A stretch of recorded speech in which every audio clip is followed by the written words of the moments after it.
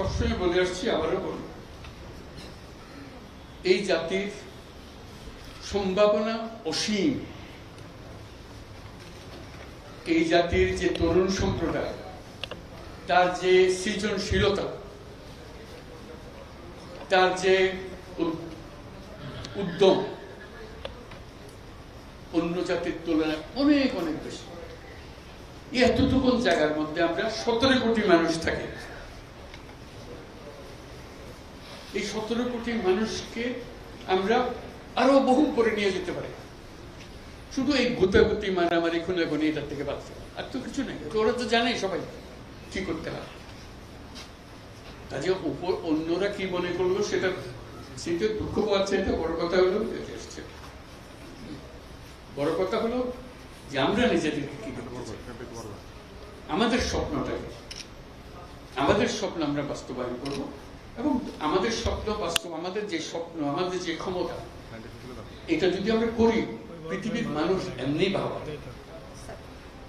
পৃথিবীর বহু দেশে তো যাই, দেখি এর চাইতে ঘনিষ্ঠ একটা জাতি, পরিবারভুক্ত জাতি খুব কম দেশে আছে। আমরা ভাগ্যবান জাতি ছিল। ওইগুলো সব নষ্ট হয়েছে বলে তাকে দুঃখের মধ্যে। কাজে আপনি এটা যদি পরিষ্কার না করে আর যাবেন কোথায়, আবার বর্বরতার মধ্যে থেকে গেলেন। কাজে এটা পরিষ্কার করতেই হবে, এটার কোনো বিকল্প নেই। আপনি যতভাবেই বলেন, প্রত্যেকটা জিনিস, এটা এই না যে এই জিনিস নষ্ট হয়ে গেছে, ওরকম না, পুরো জিনিসটাই পচে গেছে। এই পচা জায়গাতে আবার নতুন তরতাজা জাতি আবার তৈরি করতে আমরা পারি। শুধু আমাদের সবাই একত্র হতে পারে, এটা করতে হবে, কঠিন কাজ করতে হবে। কঠিন যদি না হন এটা পারবেন না, থেকে যাবে, বীজ থেকে যাবে। বীজ থাকলে একটা সমাধানে হবে না। তো আমি বলছেন, আমি বলছি আপনার একটা অংশ, কিন্তু আরো বিষয় আছে, সব একসঙ্গে দিতে হবে এবং করতে হবে। এটা মুক্তি পাওয়ার উপায় নেই। এটা করে দিলাম, ভাবা পেয়ে গেলাম, চলে গেল, ওটা পুরো বডিটাই হলো পচা। আমি অর্থনীতির পাই নাই,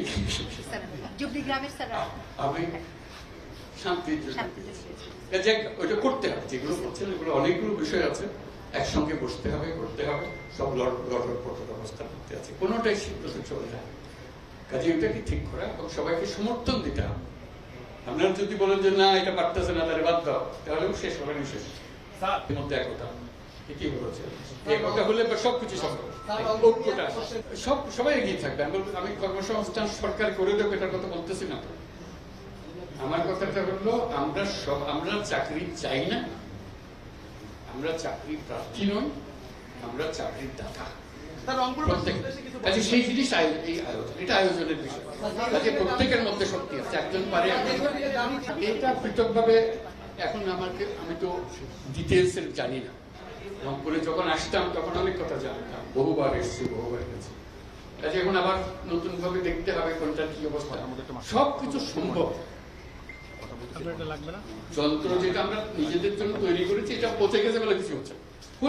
যন্ত্র যদি ঠিক মতো সব কিছু সমাধান আছে। যাতে এখন আমরা যন্ত্রটা ঠিক করি, হলে কাজ করতে থাকবে। গরিব কোনটা বাঁচবে যখন গরিব চলে না, অচল গরিব নিয়ে আপনি কি করবেন? এটা নিয়ে যত কান্নাকাটি করে ঠিক করতে পারবেন না। যন্ত্রটা ঠিক করার জন্য এটাই হলো মুহূর্ত। সেখানে আপনাদের ভূমিকা খুব। এটা তো কেউ বলে নাই এখনো।